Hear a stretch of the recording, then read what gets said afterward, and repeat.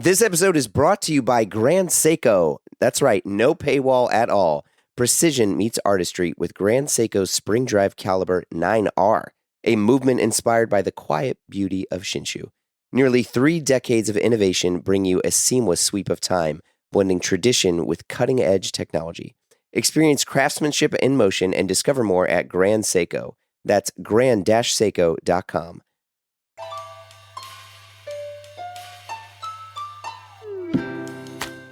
Hey folks, it's Jeremy Kirkland. You're listening to Blammo. And I think, as I record this, your boy has fully recovered from jet lag. Oh man, it's great to be here. It's great to be here. I don't know if you can see me. You can't because this is audio, but I'm pumping my fist. I'm amped. Can you hear the emotion? Probably not. But Japan was great. It was excellent. I was out there with Jeff Hilliard and Gian DeLeon working on a project, recording some pods. And look, I got to dispel some rumors or whatever. Look, I know that at least half, maybe more, maybe all menswear related media is nothing but effusive praise for Japan. But it's because it's the truth. I mean, Japan is just it's the best kind of place for fashion and retail and seeing things like physical experiences and, excellent service, all that stuff. And you see it done without any compromise. And if you're in the industry or you're a fan of it, it's a nice little recharge, and you get it when you're there and you're like, oh, that's why everyone loves this brand. Or in some cases, it's sometimes like, why is no one else talking about this brand? But it's great. I highly encourage you all to go. Yes, there are still gyms out there. There were plenty of shops that I went to that a lot of places you see now have this like no smartphone sign because they don't want people in there taking pictures or making TikToks or, just being an idiot. So if you go, and you should, don't be an ass clown. Remember, you're in another country and you're a guest. I'll say this before we jump in, though. I was out with Gian and his wife, Janice, and we were at a sushi restaurant. It was a pretty nice spot in Ginza. And it did have a good amount of locals, which usually means it's good. And this couple is there, right? And this woman she's just kind of being a ring-ding. And she's eating with her fingers. She was shouting at the chef. She was like, don't put any of that in mine. And like most places, like if you go to some of these restaurants in Tokyo, noise is rude, so if you're loud, so she's just shouting, she's like, don't put any of that in mine. And then after she served one of her courses, from the chef, she asked for spicy mayo. And look, here's the thing. I don't think that I can't believe I'm going into this. I'm just doing an intro right now, but I don't think that she was like purposefully rude. Let me be clear. Cause I don't want anyone to come at me and be like, oh man, you're so judgmental. And it's like, no, I think it's not that she wasn't purposely like trying to just be respectful of the place that she was at. And I think that's the thing is like everyone in Japan has that mentality of just respect. So it's great. But I was like, yo, lady, this ain't your Nobu. Like, chill. Anyway. All right. Big pod this week. My dear friend, great friend, one of my oldest friends, Brian Davis of Wooden Sleepers. Believe it or not, he's actually the first, he's the first Blammo I've ever done. Like the first, interview pod I did way back in 2016. But I've known him for ages, and I've watched him slowly grow and just build his incredible brand, Wooden Sleepers. It's also a vintage store, but I'd say it's a brand first. I mean, he's done all the work. But things have changed a lot. He's been on the show quite a bit. I think this is probably his 4th time, but it's a whole new stuff. We discuss relaunching his retail store. Huge congrats to him on that. His partnership with LL Bean, Good American Vintage, working with Todd Snyder, and more. It's all in there. Let's get into it. I'm back from Japan. Let's go. Brian Davis, we're back. You're my first and last name friend and have always been, and I'm very pleased. It's always good to check in and chat with the homie. But I think, so we were saying earlier, this is like your third or fourth time maybe on, but I think the biggest gap in terms of all the things that have been happening in your life. Yeah. Maybe I think last time we chatted was like right before 2020 when everything turned upside down and went haywire. Yeah, because I think you were moving out, I think, of Red Hook. Yeah. I think we had Allison and I, my wife, and we had moved up north. I think we were living in Tarrytown at the time, and now we're down in Yonkers, and it's just been great. It's been great. I mean, I think we're just kind of settled in here, and I never want to move again. Moving's the most stressful thing on earth. So, dude, for real, right? Like that's I'm stuck here. I love St. Louis, and I like this whole travel situation, commuter life sometimes. But it would literally take hell on earth for me to move anywhere else. It's not even a money thing anymore. Because initially moving here, it was like ease. It was take care of my dad, take care, all this stuff. But it's like, fuck it. Like I am stuck here and happily stuck here. It's just moving is hell. It's so bad. It's the worst. And I've moved around a lot in my life, and this is the first time I've ever felt truly settled and happy and content. And like I feel like we are growing roots here and love our little neighborhood and our community, and our daughter's school is a block away and our son's nursery school is just down the hill, and I can walk to work in 5 minutes. It's just like we're creating this little kind of home base. I got my in-laws like 5 minutes away, brother-in-law, his family, they're 5 minutes away. So it's like we've got this whole unit up here, great neighbors, making friends, getting to meet people in the community. It just feels like home in a way that it's, never really felt like that for me before. And it's been great. We've been up here for 5 years. To dispel any misconceptions, I am not in upstate New York. I can actually like see the Manhattan skyline. We're in Yonkers, which borders the Bronx.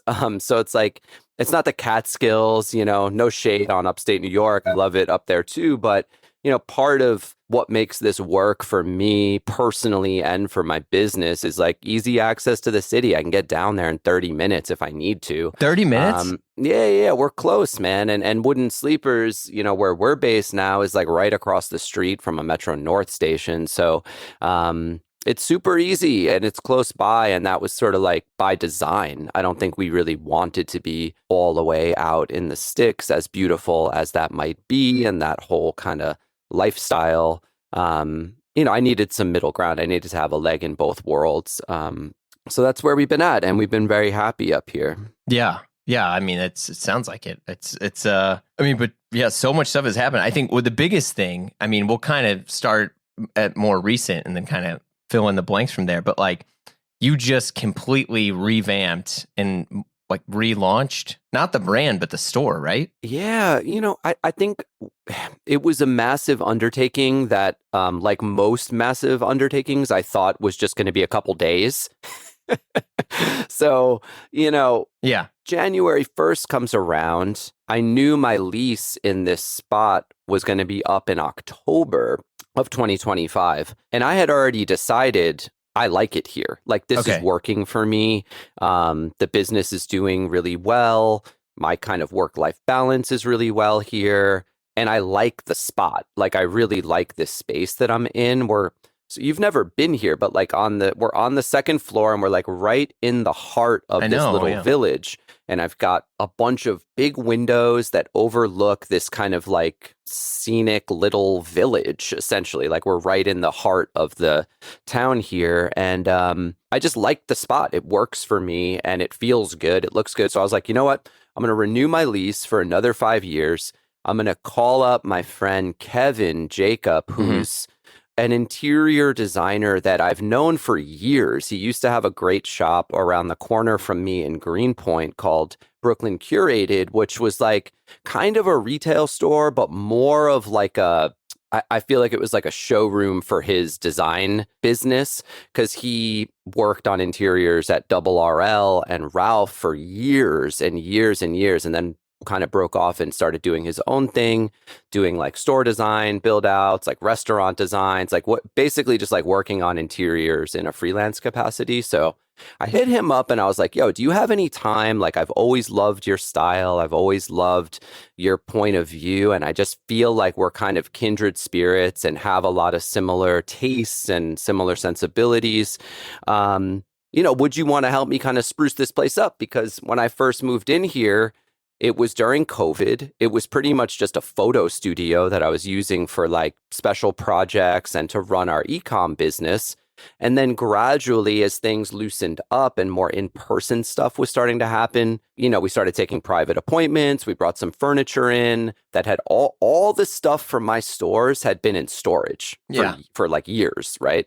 So we brought all that out, set it up, da-da-da-da-da. Oh, wow. And then I just didn't really touch it until this past month. And then Kevin came in. Wait, what do you mean you set it up but didn't touch it? Like we didn't move it. Like we kind of set it up maybe like 2022. And then it was like, all right, this looks good. Like, let's start taking some appointments and let's like, okay. It was sort of like part showroom, part studio, part retail. Right. And it worked for like one-on-one private appointments. But in the past couple months, we started doing these like public hours. And I was like, you know what? I just like want it to feel more like a store, because now I've got people coming in off the street.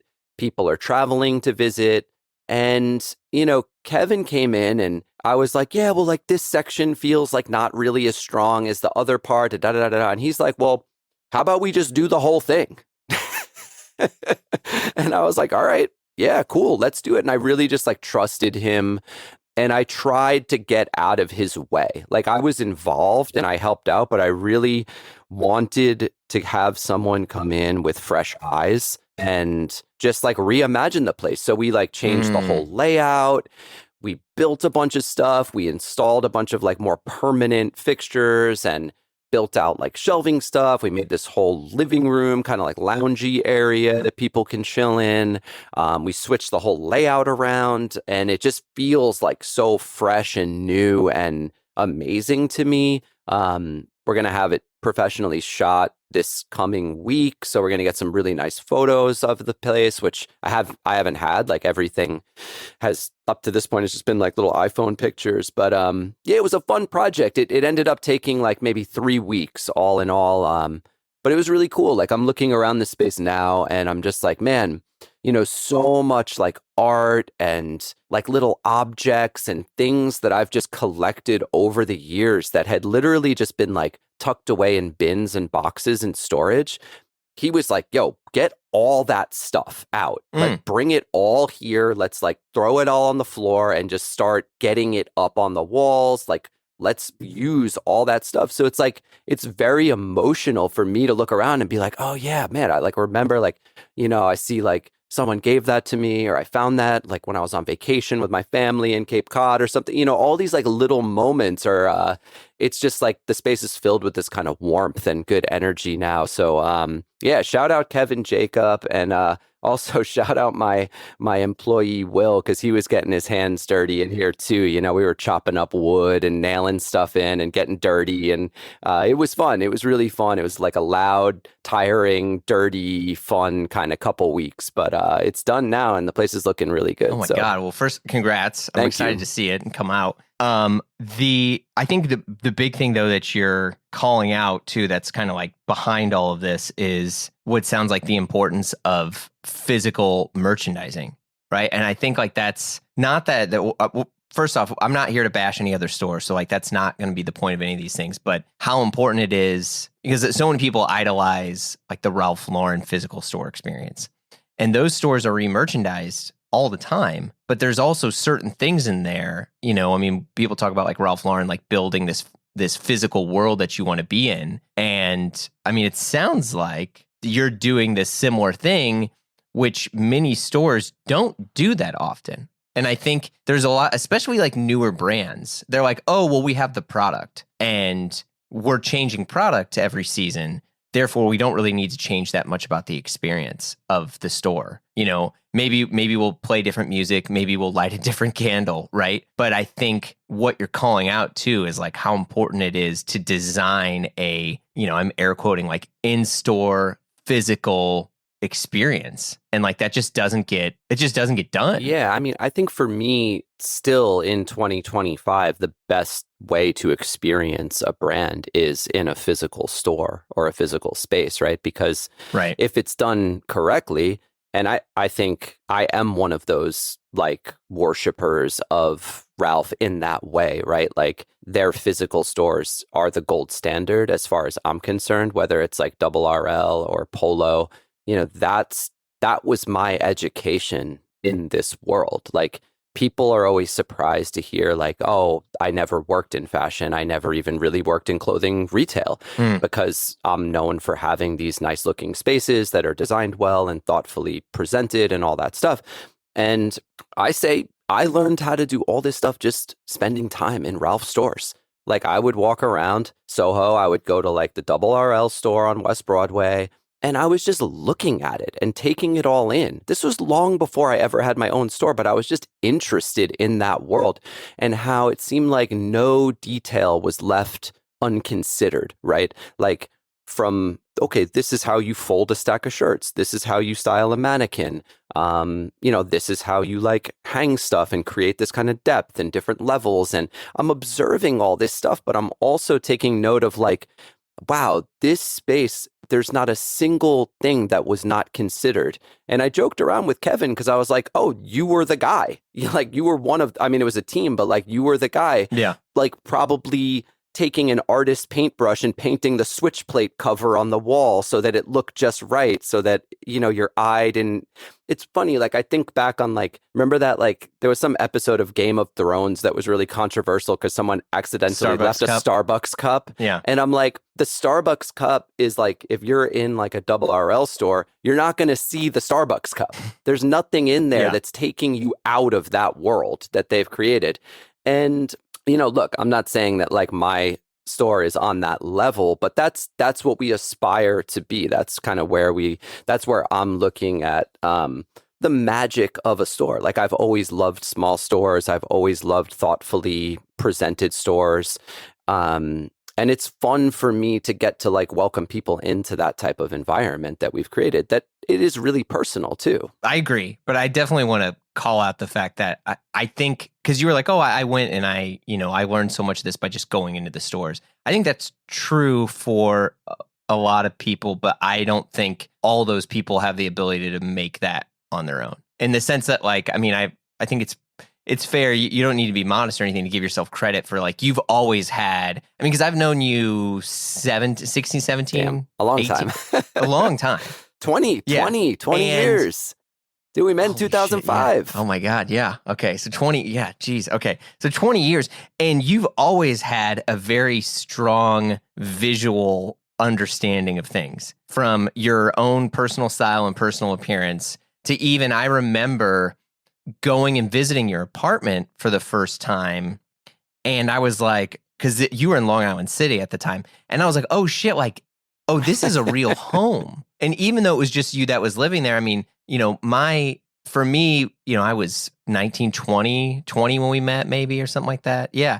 And I was like, oh, where I live is just where my bed is. And there's some stuff of mine there. But you turned where you lived into a home. And I think like that's a skill that you've cultivated over, 2 decades and even more. But I don't think that's something that is dormant in everyone and you can just pick it up. Like to be able to create, because even now, right? Perfect example. So I'm in my office and there is a mirror that I purchased in 2020 that is still on the ground behind me because I don't really know how to hang it up. I'm not really sure where it is.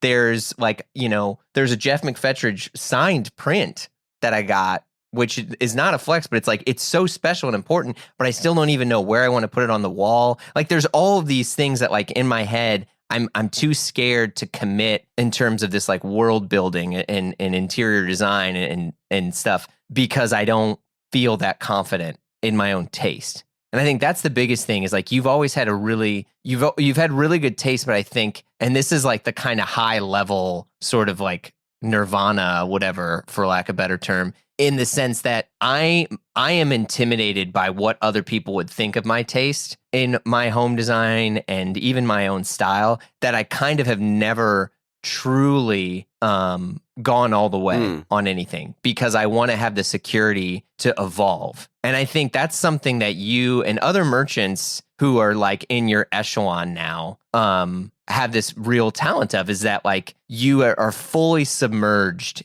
in your taste and your design, and more importantly, your world, and it completely benefits you. And I think like that is such a rare thing. And I say it as a person who's just like jealous, you know, but also you went and you got help to get this done. Yeah, well, right? that's a new thing, right? Like I'm in this whole new mindset of collaboration, right? And like true collaboration, because I spent my whole life feeling alone, right? And having to figure things out for myself, even from a very young age. And so that's just baked into my DNA, right? Like do it yourself, figure it out, muscle through it, adapt, like just get it done. That's been my attitude. And of course, like I had help along the way, but usually that was from like close friends and family. And I wasn't always big on like letting other people into this world because it felt really personal to me, which is why with Wooden Sleepers, I never had ambitions to make it this like big company with lots of employees and like investors and all this like all these people to be accountable to. I was like, to me, that would have just ruined it. And as I've gotten a little bit older and settled into this, and now I'm kind of like, this is who I am. This is what I'm doing. I've never done anything in my life as long as I've done Wooden Sleepers. It's better than it's ever been right now. So I'm like, all right, how do I continue to evolve this thing and kind of age gracefully in it while doing it? And now that I'm like so comfortable and confident in it, well, okay, let's bring some people in that I really admire. And these are like opportunities for me to just nerd out with people whose work I love, like Kevin's. And like the photographer that I have coming in this week is like someone who I just found on Instagram. Like I posted like, hey, does anybody know a good interiors photographer? And a friend of mine was like, yo, check this guy out. And I was like, oh my God, this is like exactly the type of photographer I'm looking for. I'm going to reach out. And he was like, yo, cool, let's do it. You know? And so it's like that type of energy I'm trying to really surround myself with.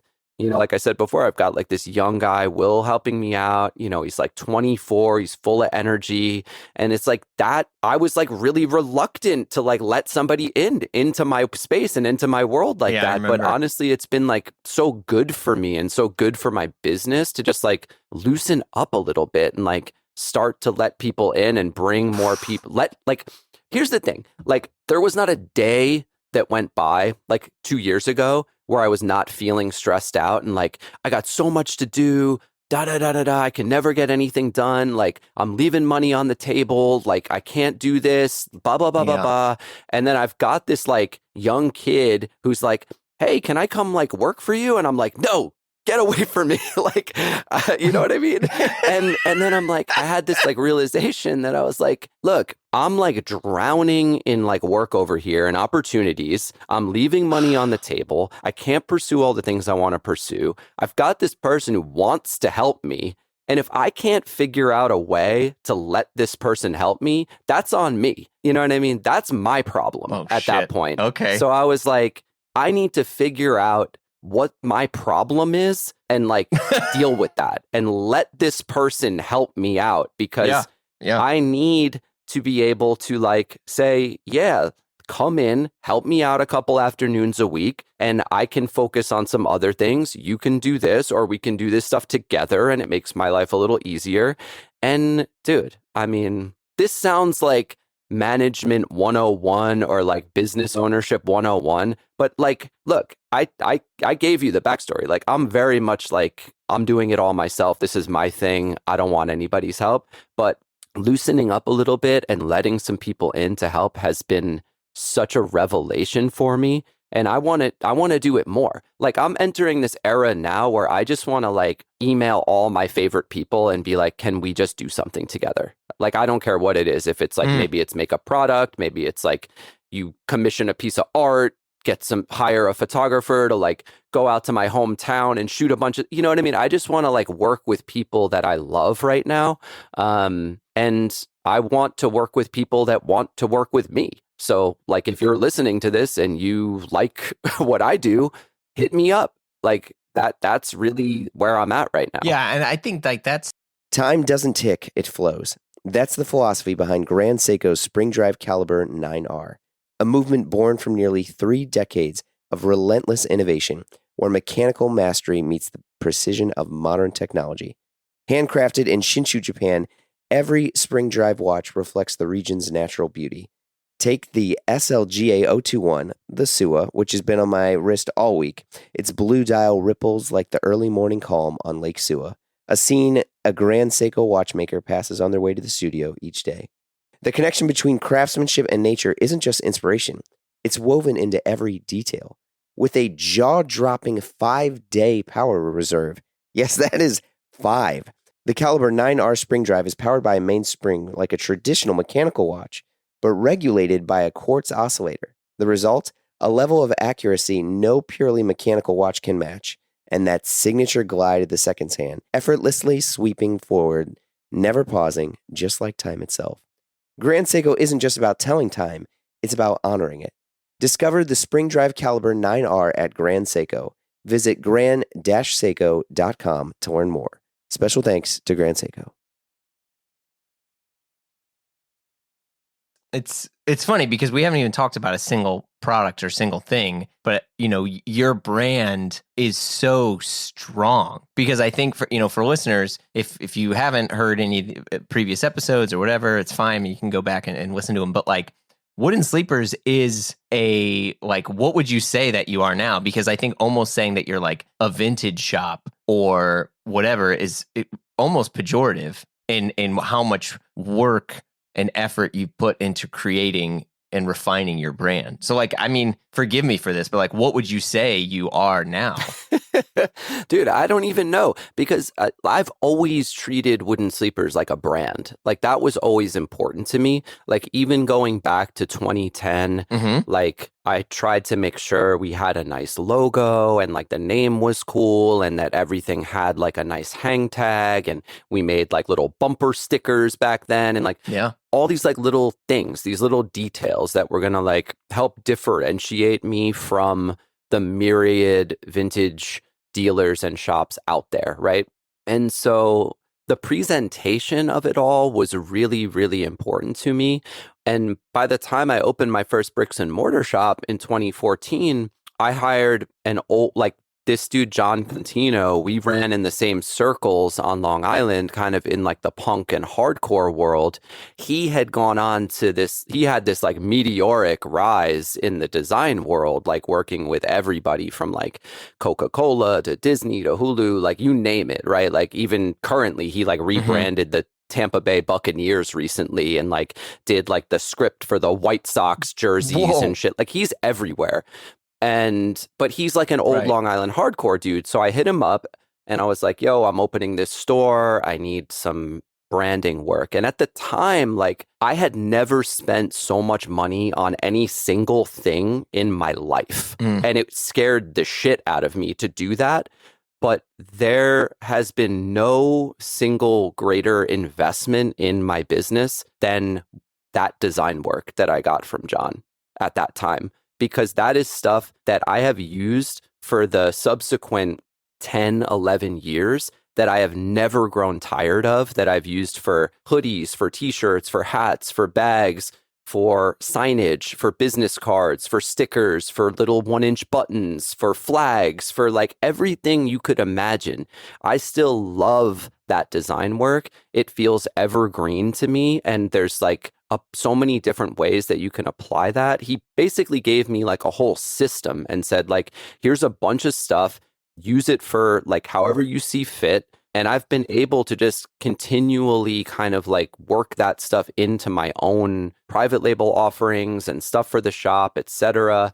And it's a trip because even to this day, like I think you sent me a picture from Italy recently of some guys from like South Korea with like a tote with his logo on it that he designed. So it's like this crazy thing that just kind of... His logo as in the Wooden Sleepers Yeah, the logo. Wooden Sleepers logo that he designed. And so like, you know, not to go on a tangent, but like I feel like the branding of Wooden Sleepers has been front of mind from the jump. And that has always really served me well.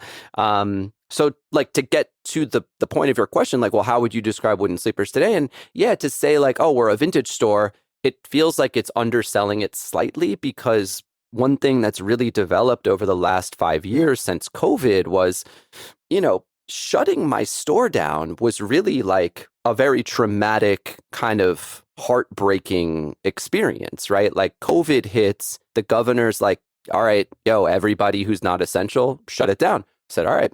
You know, like everybody else, I was like, cool, we'll be back open in 2 weeks. You know, I showed up there like on a Sunday, business as usual. Monday, the order comes in. This is like March 20, March 21, something like that. All right, I'm just home now. And we're going on like everybody else. No one knows what's going on.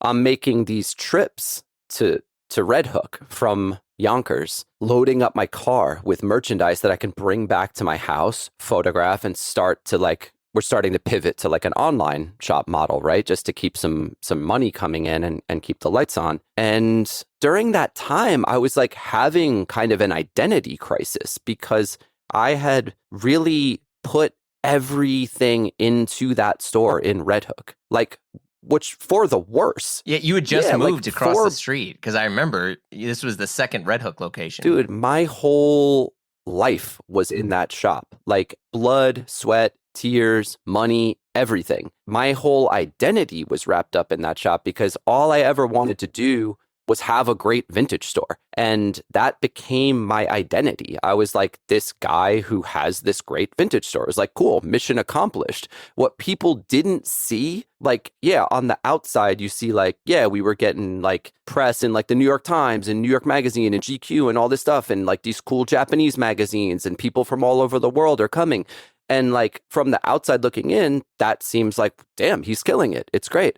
I was like so fucking depressed and anxious and like stressed out, and like I was not taking care of myself. I was like overweight. I was eating like shit. I wasn't sleeping properly. Like it was really, really stressful.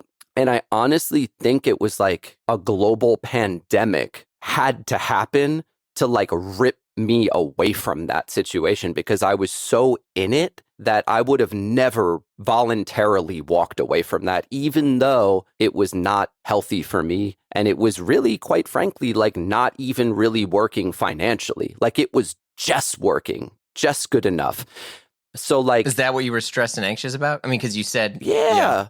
Dude, I mean, think about it. Like, I'm in Red Hook. It's February. It's Wednesday. You're fucking driving down from Westchester, and not a single person comes through the door. Yeah. And I got to go home to like a newborn. You know what I mean? Yeah. Like, that breaks my heart even just to think about it today. Yeah. Right. You know what I mean? So like COVID happens, and it's like, I hate saying like this is the best thing that ever happened to me, but it really was, because it forced me to like step back and kind of think about the business differently. So we pivot to an online store. And then I start to think about like, well, okay, who are all these like cool, interesting clients and brands that have come into the store and shopped with me over the years? Maybe I can do something with them during this time. Because like, look, I'm not alone. Like everybody's home. Everyone's trying to figure out what's going on right now. Everyone's like struggling, you know, and we won't go through it all, but like, you know, the person who it was really like a game changer for me was Todd Snyder. Like Todd Snyder called me personally on my cell phone and was like,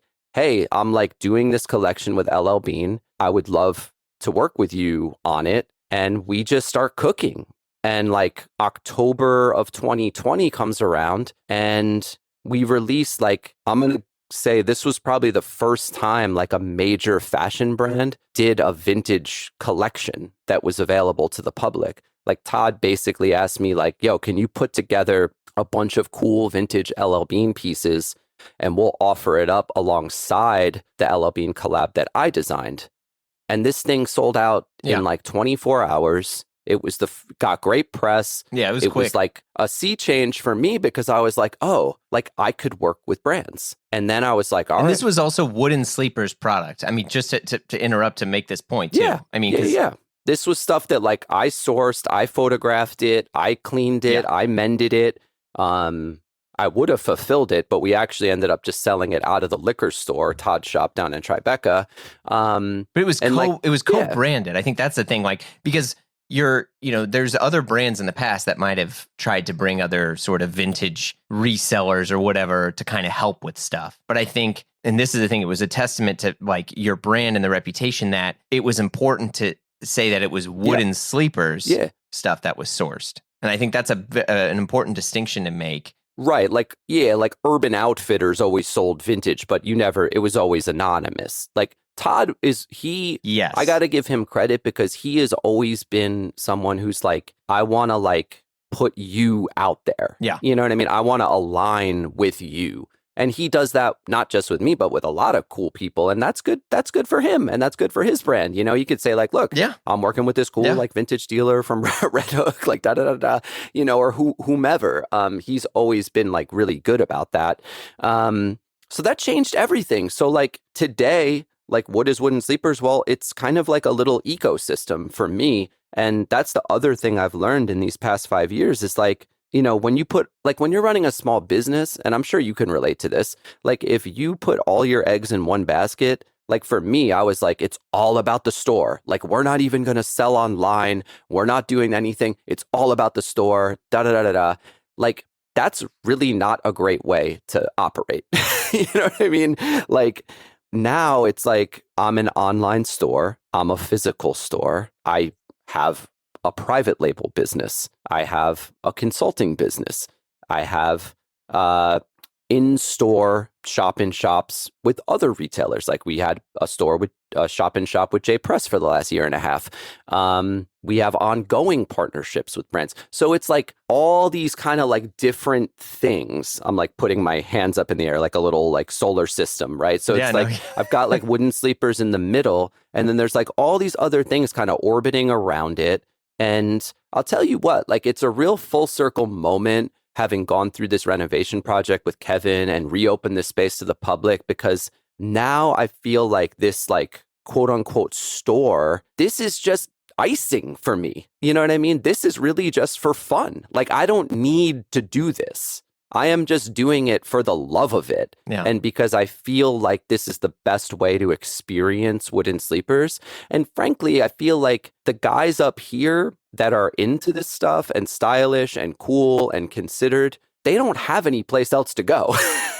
You know what I mean? They really do not have any place. There's a luxury mall up here called the Westchester where if you want to get some like Gucci or Louis Vuitton, like you can go there and do that. There is nothing like this up here. So for that commuter guy that like used to live in Brooklyn or used to live in Manhattan and he's commuting to the city every day and he's just trying to get home to get back to his kids at night, like he can come over here on a Saturday and actually have some fun, pick up something cool.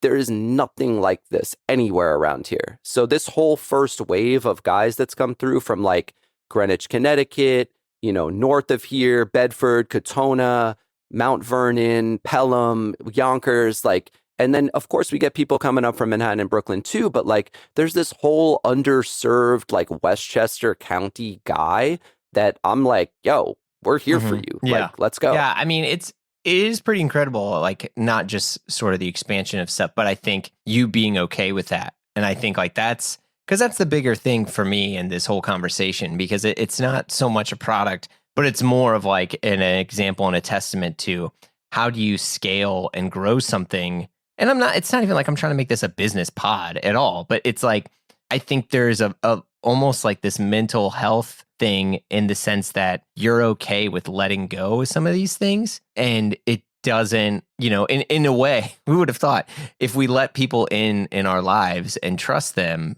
it actually can make our life better, you know? And I think like that's, I mean, shit, I wrestle with that. Of course. I think any entrepreneur does, right? Because it's like, it's so precious, right? This thing you've created. And it's like, if I let someone else in, it's all you have. Compromise it in some way or, you know, but the reality is like these people can help you and they can also challenge you, you know?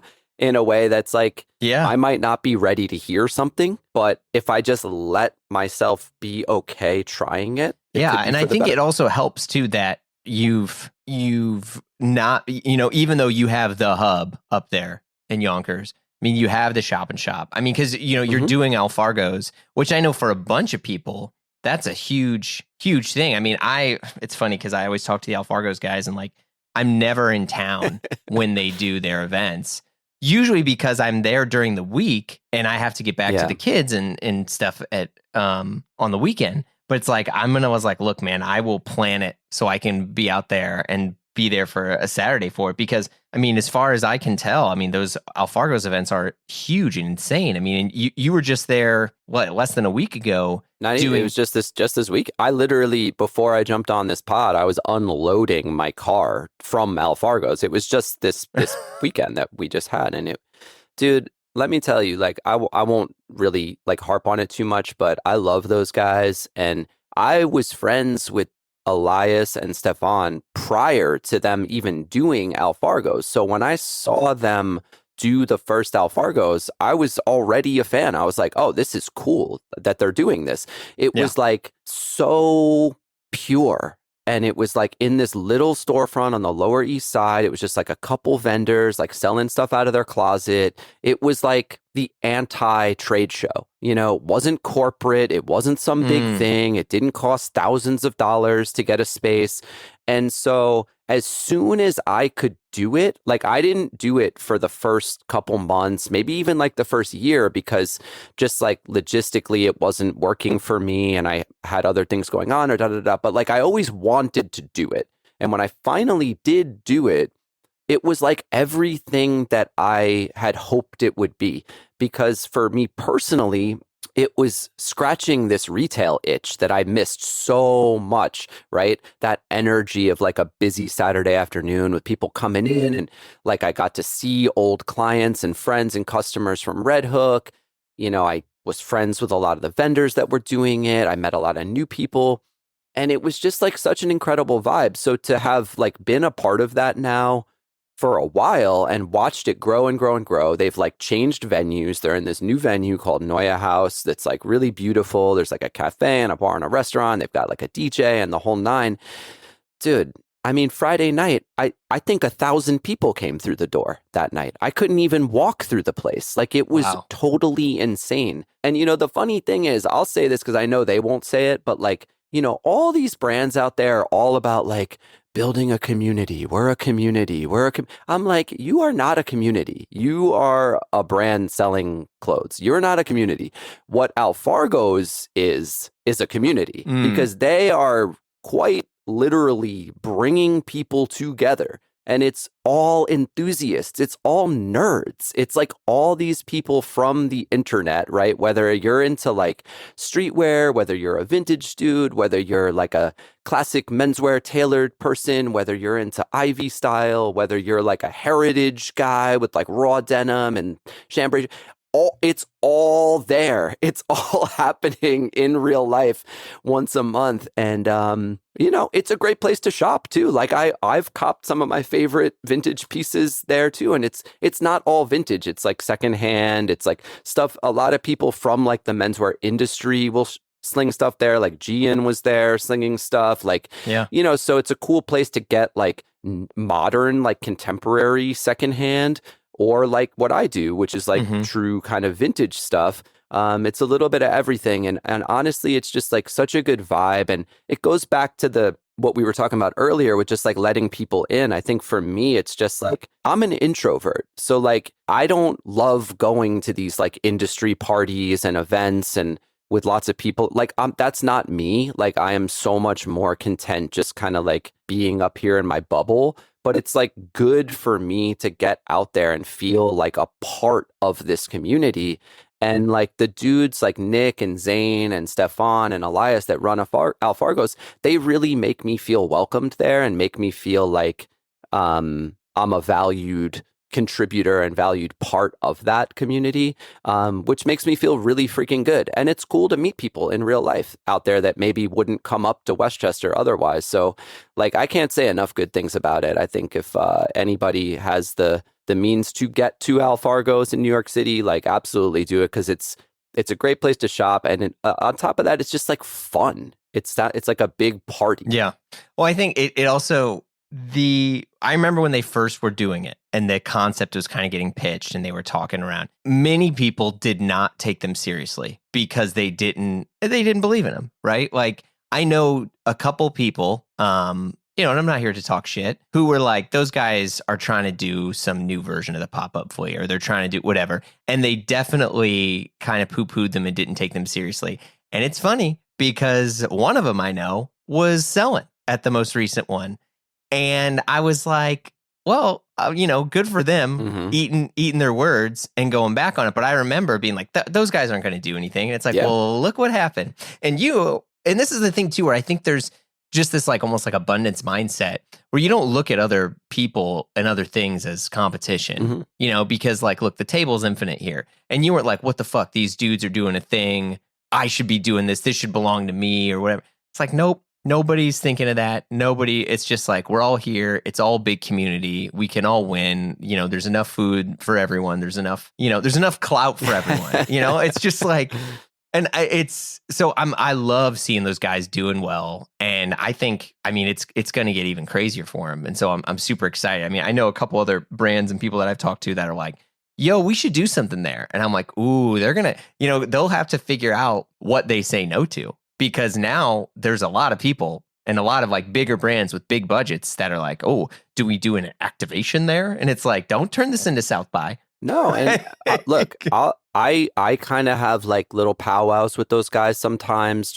And I'm like, look, grow, but keep the essence, right? Because when things get too big, like Alfargos doesn't work at the Javits Center. You know what I mean? Like it just doesn't. So you got to be mindful of that. And it almost keeps it so special right now because they could get big. They're big enough now where they could go to another, like an Armory venue or something like, but then it's like, you got to be careful as you scale up. Like, does it lose something in the process? So it's a tightrope, but I'm here for them, like as a fan and as a supporter and as a part of it, as a vendor. And I like to think I can offer any bits of advice along the way that might be useful. So it's great. It feels like a mutually kind of beneficial, just cool thing that I love. I'm such a fan of. And I just think it's really cool. It's really pure and just feels great. Yeah. Well, I want to make sure we chat about the LL Bean stuff because I think for the past year or so, you've been in my mailbox, physical and digital, with LL Bean stuff from LL Bean. And I think like that's got to feel like a pretty wild moment to go from collecting vintage LL Bean to them knocking on your door. And then more importantly, you being very much like a part of their brand now in which they're bragging about, getting, which I love LL Bean. They send these really cool sort of, I'll say this for listeners.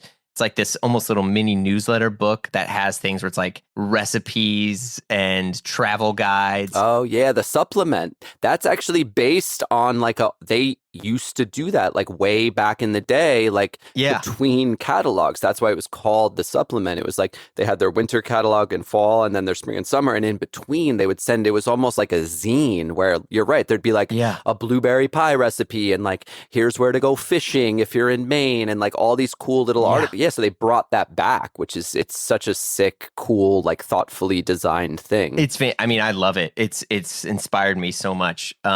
But I open it up and there's BD. There he is. Yeah, I got like 5 pages in that last one. You know what's really funny is Allison was actually like, "Oh, I was gonna throw that. I thought that was like junk mail." I was like, "What are you crazy?" Like, because I didn't know I was gonna be in that. I wouldn't have thrown it away anyway because I like to read it. I save them. I think they're cool. But it's just funny that she was like, "Oh, I thought this was like junk mail," and then I open it up. I'm like, "There's like literally a picture of our daughter." Yeah, so the bean thing is a dream. It's a dream project, and it's just kind of like this full circle moment, like talking. There's like a through line with everything we've talked about today, where it's like, when I first started doing wooden sleepers, nobody was talking about vintage LL Bean. Nobody was talking about, you know what I mean? It was like Big E Levi's and like leather jackets and chambray shirts and workwear and da-da-da-da-da and like old engineer boots. And like no one was talking about like LL Bean. You know what I mean? So like... Yeah. Because you've been doing also for folks and for listeners, I mean, Wooden Sleepers started when? 2010. Yeah, okay. So this is our we're going into our 15th year, right? So like I have always tried to like elevate these kind of slept on American heritage brands from a vintage perspective. Like nobody's sleeping on LL Bean. They're like one of the biggest brands in the country, one of those like globally recognized brands in the world. Like no one's sleeping on it, but I don't think in the vintage market, people would say like, oh, that's a collectible or desirable brand, something like worth considering or giving a second look. And so that's like one of the things with wooden sleepers that I feel like is, you know, I won't say like a superpower, but something that I've always tried to do is take these like kind of, you know, everyone looks at these like old pictures of like Paul Newman and Ivy Style and all this stuff. And I'm like, all right, well, what were they wearing? Let's like go dissect that. Let's find those things. So like from the earliest days of wooden sleepers, yeah, I was doing like vintage LL Bean, vintage Brooks Brothers, Oxford cloth shirts, vintage like military chinos, like all these things that like were not at the forefront of like vintage collectible that world, right? So I've always like shown LL Bean a lot of love, like indirectly through kind of elevating those products, whether it's like a 1950s field coat or like a cool heavyweight rugby shirt from the 80s. Like I feel like they've had iconic, interesting, time-tested products through all these decades, which is so rare. So now to have the opportunity to curate these kind of thematic vintage drops throughout the years focused on like different LL Bean products, it's really a dream. And I feel kind of uniquely suited to actually do this at a level that no one's going to be like, oh, this guy doesn't know what he's talking about, or this is not being done correctly. Right. You know, because there's always going to be like haters and people talking shit and thinking they could do it better. Right. We know that. But that doesn't really bother me because like I know how invested I've been in this long before this opportunity presented itself. So I feel uniquely suited to do this in a way that's going to like not only honor the brand and help kind of like shine a different light on it, but also be something that their customers actually respond really well to, which they have. All these drops have sold out in one day. Yeah, I mean, they're huge. And I think it also, and I think this is a thing too that a lot of brands don't always realize. I mean, and so for like transparency, I've worked with a couple of brands that where this case study has worked, in the sense that sometimes there are certain brands that feel if we look backward, you know, we're never gonna move forward if we only look back. You know, like, okay, whatever. But I think it shows how much you trust in what you're doing to leverage that. And I think LL Bean's always done a really good job of showing older product. And look, here's the thing. They did the collab with you, I mean, which they continue to do. It sells out. But people are like, okay, you know what? That whole story and explanation of the barn jacket, you know, maybe fine. I missed out. Maybe I'll either try to find a vintage one, you know, hit up Brian or something like that, or just get a new one. And, you know, I mean, there's no shots to whatever path someone wants to choose. But I think oftentimes people forget that showing, you know, the product marketing of these things like actually does help new stuff as well. Of course. And I say this because I sat in a meeting and I was, you know, for this brand, which I won't name, and we were talking about products and stuff that they've done. And I was like, have you thought about, you've made some great stuff in the past? And the person immediately cut me off and they're like, yeah, but we're not going to do that. We're focusing on the future. And I'm like, but it's why neglect this stuff? And I think like LL Bean's done a good job of, you know, of showing that because they have such a rich history. Yeah. I mean, and it's like, it's case by case, right? Like at this point, like in the past 5 years, Wooden Sleepers, me, like I've gotten the opportunity to work with so many of my favorite brands, like brands that I grew up wearing, brands that I've like sold through Wooden Sleepers, brands who have like their design teams have shopped with Wooden Sleepers, whether that's like Ralph Lauren, J. Crew, Brooks Brothers, J. Press, like Sperry, LL Bean now, like you name it, Todd Snyder, like it's been a dream. I remember during COVID when we were quarantining, sitting on my porch talking to Allison, and I was like, like all these like heritage American brands, like they should be selling their own vintage. Like maybe I could like help them do that. And then it's like you fast forward 5 years and it's like every brand I could have possibly wanted to work, not every brand, but like so many of my favorite brands I've had the chance to work with and continue to work with to this day. So it's been a dream. But like, yeah, I have pitched that idea to certain brands that they might be like, oh, well, like the old stuff was like better. What if people think the old stuff was better than the new stuff that we're making? I'm like, well, that should tell you something. Yeah, that's true. No, man. I mean, look, the bean thing is ongoing. Like, so stay tuned throughout 2025. There's going to be a lot of really cool stuff coming on that end. And yeah, shit, man. It's just a dream. It's a dream. Yeah, it's a total dream project. And, it's always like nice when like normal people are hyped on something. I think that's where like working with a brand like that, it's like just everybody knows them. And it's like exposing me to this customer that is outside of my kind of like niche menswear specialty vintage world. It's like I'm getting emails now from like, Carol in Maine who's like, I bought these bean boots in 1978. Like, can I donate them to you? I'm like, yes, please, let's go. It's great. It's great. So yeah, more to come on that. Yeah, for sure. Other stuff I want to chat through is you, like many people, have been getting more into the kind of bigger fits lately. Oh, yeah. I ran a little survey yesterday about that. Oh, yeah? Well, I was going to say, I think yours has got to be more the fact that, like, you're fucking getting jacked. You're getting huge. All right. So, look, here's the funny thing. So, I would say, like, I've been an advocate for, like, bigger fits for a while now. Like, Wooden Sleepers in particular. This is true. If you go back even to like 2015, New York Magazine. Yeah, I'm pulling up the pics. New York Magazine gave us Best of New York and said we were the best place to buy vintage khakis, right? Which is so obscure and random. And I only bring that up, not as like a humble brag, but just as like a timestamp, because during that time, it was like peak slim fit chino era, right? Like Uniqlo, J. Crew, all these brands, like that is just what men were buying, what they were wearing.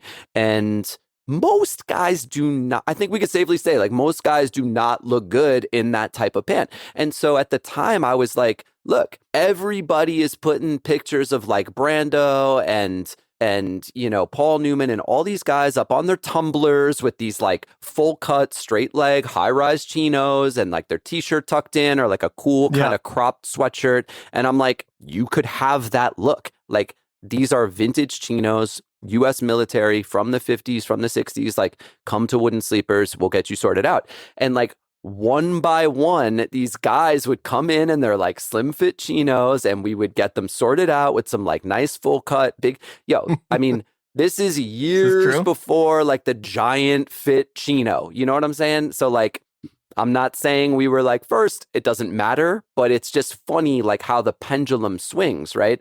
So we were early on that, saying like, look, let's get you out of those slim fits, let's get you in some full cut. And I endorse that personally. Like I was wearing that stuff, but like now I'm in sort of a different place. And this is such a funny, like silly, stupid thing to say, but like I posted on our Instagram the other day, I'm like, I've been working with a trainer for the last couple of years. Shout out Alex. And because I was really getting into fitness, like I was one of these people that like around the time my daughter was born, I was like really overweight. I had like put on a ton of body fat, like clothes that I loved weren't fitting anymore. I was like eating like garbage and just, I needed a change. So like I lost a bunch of weight in like 2020, right? So like COVID hits and I'm like already in this groove. Like I'm kind of working out at home, really modestly, eating better, like losing all this weight. By like 2021, I'm like skinny. You know, I look back at pictures of myself from then and I'm like, damn, I was like thin. Like, you know, Allison even was like, oh, you're too skinny. You know,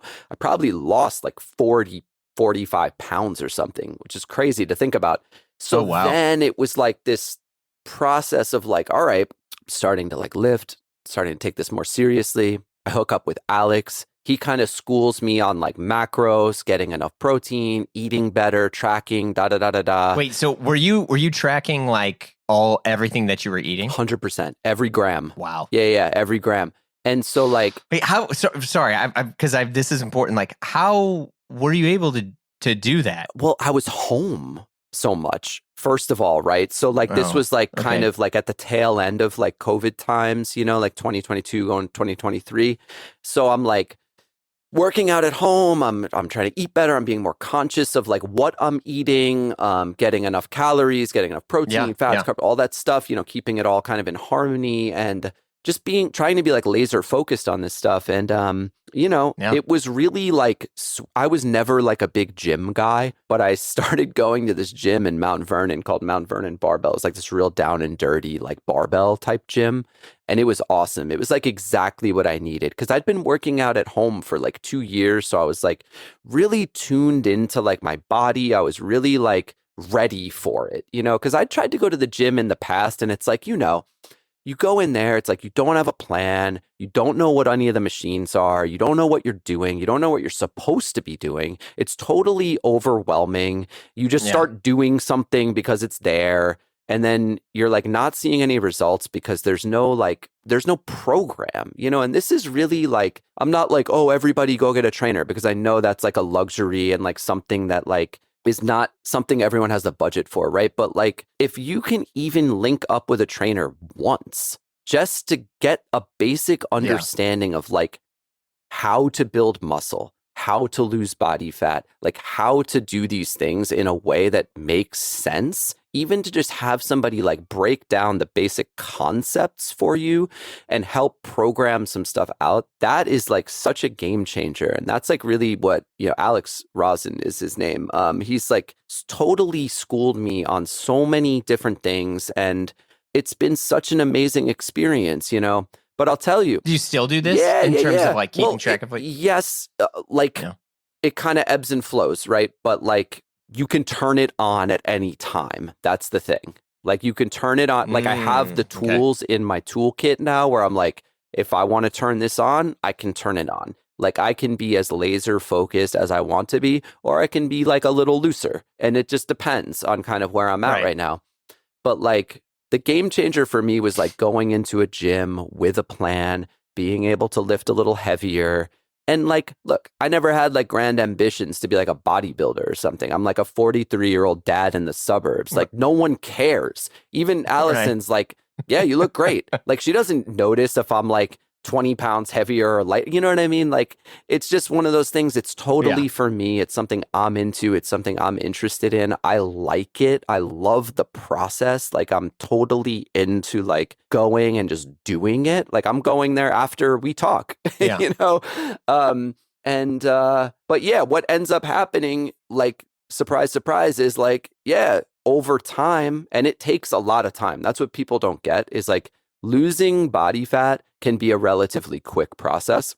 Gaining muscle, especially when you're in your 40s, shit is slow as molasses. It took me especially because you're doing this the right way. You're not HGHing. Dude, hell no. I don't even know what that shit is. I like read that GQ article. It blew my mind because I'm so naive and like not in that world that I'm like, oh, people do steroids? Like, I didn't even know that, like, and I'm looking around at my gym sometimes and I'm like, whoa, that guy looks like a superhero. That guy looks like a professional wrestler or something. And I'm like, oh yeah, he's probably on steroids.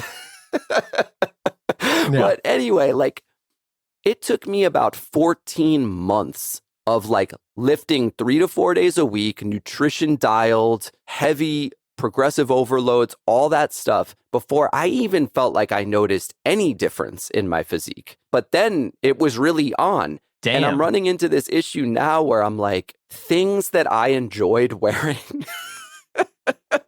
like in the shoulders, in the chest, they're feeling a little snug. But I think also I'm just preferring a bigger, kind of baggier fit these days. But even bigger than what you usually wore. Yeah. Like I was pretty much like a medium guy, like across the board. Like if I was going into a new store, like a J. Crew or something, like. But you weren't a tight medium. Like a medium, like I was good, And now I'm like, yeah, I just feel like wearing a large. Like I just want to. I feel like it's more comfortable. I feel like it looks a little more like how I want it to look these days.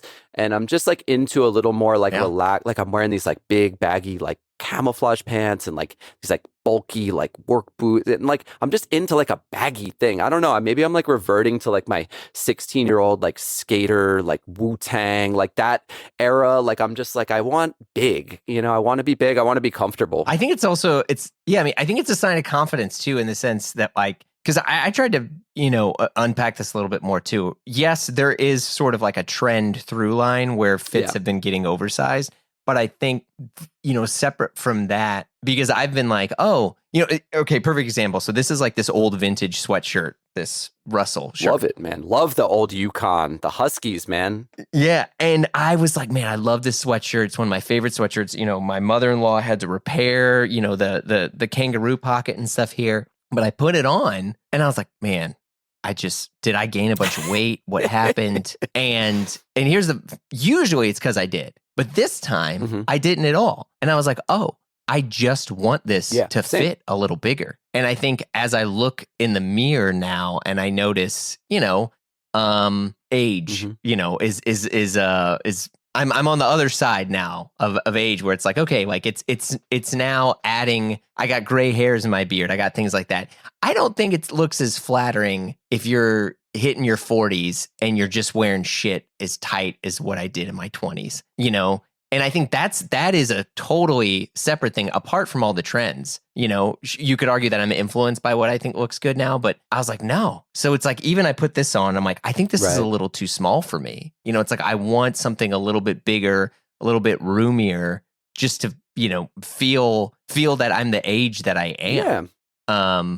So I don't know. I just want to add that. And also, like, if you look at like the reference points for a lot of this stuff, like I had like one of my most cherished like vintage pieces was this like beautifully like stenciled, perfectly worn in like N1 deck jacket from the United States Navy from the 1940s. And like back in the day, I would wear it all the time. It was a 38. Which was a true 30. So that was a real proper 19-inch across P2P. Yeah, it was trim. Yeah. And like recently I was like, not only can I not like zipper this thing, but I cannot even like squeeze my arm into like the sleeve. So I was like, you know what?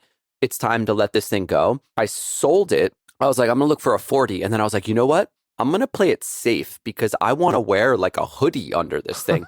So I got a 42. You need a 44. I got a 42. 42. Okay. I could have even gotten a 44, I bet, because I'm like leapfrogging over this now. Dude, like I got this beautiful Harris tweed from I don't wear tailored clothing, so this was a big deal for me. I got this like beautiful Harris tweed from J Press last year. Dude, I can't even fucking fit my arm in it now. And I'm like asking my like tailored clothing nerd friends, I'm like, yo, is there anything I can do about this? And they're like, no, you can get like a 42 or something. And I was like, because I leapfrogged right over the buy 40. Bigger clothes. I went from like 38, 39 to like seriously like 42 now. And it's like a lot of people like Peter from Urban Comp and like people look, so this is kind of funny. I've met these like other dads who are like into fitness and workout and stuff on Instagram. So like Peter's really cool because he has a ton of tailored clothing, great style. And he's kind of like, look, it's easier for me to just like trim down when I'm starting to feel like I'm getting too big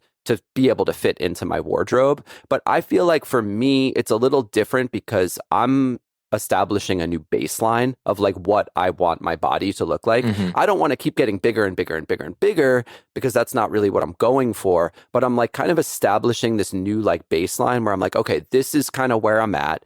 And if I have to adjust some things, like I'm at peace with letting something go that I've worn for like 10, 15 years. Like it's fine. If I love it that much, I'll just get like a bigger version of it. It's not that big of a deal. But yeah, it's funny, man. Bodies. So weird. Well, yeah, no, I mean, and I think it's something that's pretty unique. Well, it's not unique, but it feels unique at the age that we hit now, because a part of me is like, oh, what should I, because I got an email from someone saying like, oh, I overheard you said you got rid of all these like Oratio and all these things. And they were like, shame on you. And it was like, what an insult to the people Jesus that made Christ, the clothes. get I'm a like, life. what the heck? Fucking Yeah, I was nerd. like, dude, I was like, what is, I was like, dude, take it. I was like, first off, take it easy. I was like, I get it. I was like, but like, I would actually argue your argument works better for the decision I made, in the sense that now someone is wearing it. I was like I didn't go, it's not like I went and tried to profit from all these things, but I was like, I'm not wearing it. It sat in my fucking closet for like years, because not only do I not wear clothes that tight anymore, but I also just don't have that, I mean, there's areas that sure I would like to trim down in, but like my shoulders are just bigger because I've been, lifting weights for 5+ years now. It's just like, yeah, we're different. That's cool. And I mean, here's the funny thing is like, you would think like, all right, I'm in my 40s, I'm in the suburbs, like I can just sort of settle in and like check out of this stuff. But like, here's the problem. I am more into clothes, and particularly like vintage clothes, than I've ever been in my life. I am like more fired up about this stuff. Like, I swear to God, like, I am seeking this stuff out all the time for my personal wardrobe, but also for the store, obviously. I am like more into it than I've ever been. And it's so funny. Like, I feel like that, that like stick figure meme, like in the corner where it's like nobody knows, da da da. Like when I'm like picking my daughter up at school, and it's like all the guys are just wearing like Under Armour sweats, and all the women are wearing like Lululemon leggings, and I'm like, yeah, nobody knows this is like a 1950s Kara Karam like expedition parka and like a Browns beach vest, and like that my boots are like new old stock Red Wings from the 80s. And it's so funny because like I have like a sense of humor about this stuff, because I'm really just doing it for myself and for the love of it. Like nobody gives a shit. If anything, I wouldn't even say like, oh, everyone thinks I'm like a freak or a weirdo, because I think honestly no one cares. Like no one's even looking. It's not like living in Brooklyn or Manhattan. You go into Soho, you go to Nolita. It's a fucking runway. Like everyone's looking at you. Everyone's like, checking you out. And like that was fun. I loved working and living down there and like being part of that world. Like I was definitely into that. But now up here, like I bring my kids to the playground. I'm like, wearing like South 2 West 8, like fun camo pants and like some weird like vintage sweatshirt. And like nobody gives a shit, but like I like it, and I like it more than I've ever liked it before. So I'm like doubling down on this. Like, it's easy to get disenchanted when you've been in a business for a long time, especially as like it's gotten so popular, and like vintage in particular is just like bigger than it's ever been. Like there's so many new people like selling and dealing. It's like everybody's selling vintage now. Everybody's wearing vintage. And it's like, I'm a reactionary, so it would be really easy for me to be like, all right, I'm out. I'm good. Like this is not for me anymore. But I'm like, you know what? Now I'm kind of entering my like elder statesman vibe era, where I'm like, all right, you know what? Like, I'm happy that like young people are getting into this.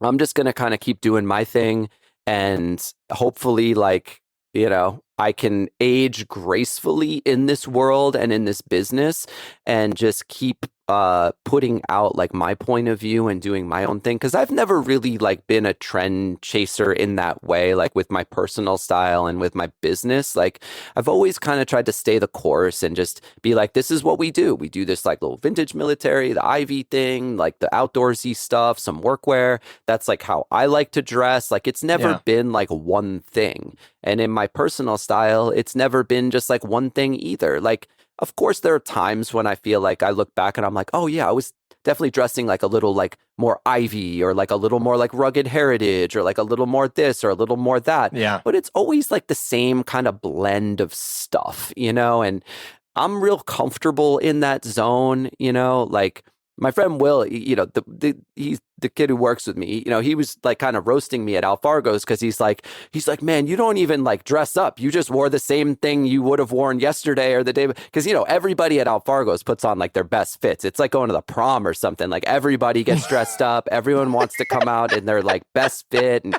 get their picture taken and all that. And it's fun. Like I'm not making fun. I think that's great. I love that energy. But I'm like, yeah, I was literally just wearing like the same thing I probably would have worn yesterday. Because it's not that I don't care and it's not that I don't respect the occasion. It's just I'm like really comfortable kind of in my own zone here stylistically. Yeah, no, I mean, it's great. I think that's the way, I recognize this. One of the things that has made my style change so much too, and I think this is common with a lot of people, where it's like, if I haven't worked for anyone but myself since congratulations 2020, right? So it's been like 5 years. Well, it's, I mean, you get it too. It's like the pain and the anxiety and the joy, all this stuff of like working, for yourself. Sure, there's ups and downs, right? But so because of that, and especially because I don't live in New York anymore, and I talk about this all the time. It's like, yeah, I don't have a fucking runway. And the only time I do that is if I'm, going out and doing stuff. So I've like tried to challenge myself to not wear this stuff that I would just wear at home, because it's true. We'll go out or I'll go out, I'll do something. I might put on whatever fit to go do that thing. And I'll get home and then it's like, all right, I'm making dinner for the kids. I got to give Russ a bath. I got to do all these other things. And so like what I was previously wearing is probably not the most accommodating, clothing. Yeah. Wearing some like vintage Armani pants or some, wool flannel Margaret Howell, whatever stuff is not ideal if you got your knees on the floor and you're taking your kid, out of the bath. Trying to figure out, or at least challenge myself, where it's like, okay, sometimes I know I'm going to the gym. I'll put on my gym clothes. I go to the gym. I come home and I'll be too busy, so I don't even shower. And then I'm like, fuck, I just wore my gym clothes 3 days this week. And I say this because like that is a freaking struggle for folks, because like I feel better when I'm wearing the clothes that I talk about all day. Of course. I mean, I think there's so much conversation around like personal style and like finding your personal style and developing your personal style. And like, it's funny, I don't know if you follow this guy Clayton on IG. He's got like that Sprezza page. And, I think like he posted something the other day and I was like, you know what, this dude like hit the nail on the head with this, because it's like so many people are concerned about like personal style and finding my personal style. But it's like, if you just like dress for the lifestyle it's kind of like that old like dress for the job you want type of thing. It's like, dress for the life you have. You know what I mean? Like that's always kind of been my North Star, is like I wear stuff that makes sense for what I do.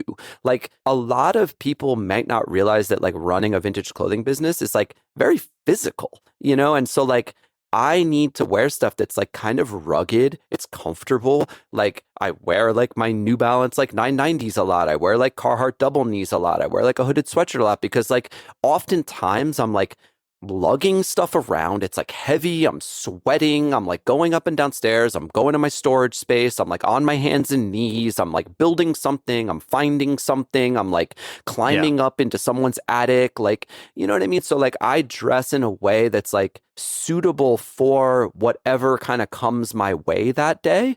And if there's a day where I know like, oh, I'm just chilling at the shop, it's a Saturday, we're open to the public, it's like, yeah, okay, cool. Maybe I'll turn it up a little bit that day. Maybe I'll wear some loafers. Maybe I'll wear something a little bit, nicer or more special that I don't care if I get like a tear in it or like whatever. It's like, just like dress for what makes sense for you in your life, or at least the life you're like aspiring to have. Yeah. I mean, that's where I feel like the people I see, and maybe it's just that like I'm getting a little older, but like when I see guys like in their 40s who are just like settled kind of into their zone, I'm like, that is it, man. And it's not giving up. It doesn't mean that you're checked out or that you don't care or that it's not considered.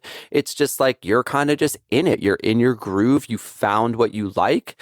Like I know what I like, and I'm just going to keep kind of acquiring those things. And I just feel like that's a nice place to be.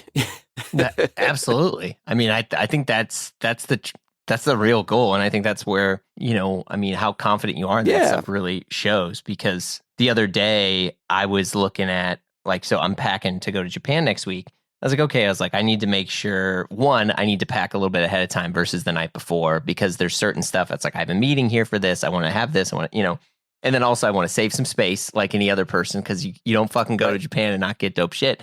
And I'm like, oh, yeah, I don't own that anymore. Or I think I need this, or and I was starting to jot down stuff that I wanted to make sure that I kind of filled the hole in my wardrobe. But then I looked at it later and I was like, yo, you just want that because you might need that once, but you're not gonna wear it. And, it's almost like I had to have this my own intervention where it's you know what? It's cool, but you probably don't need a double-breasted chalk stripe suit right now, Jeremy, for the life that you're currently in. And it sucks to admit it, but it reminds me of that old scene in The Birdcage where he's like, "Do you really need 4 kimonos for the?"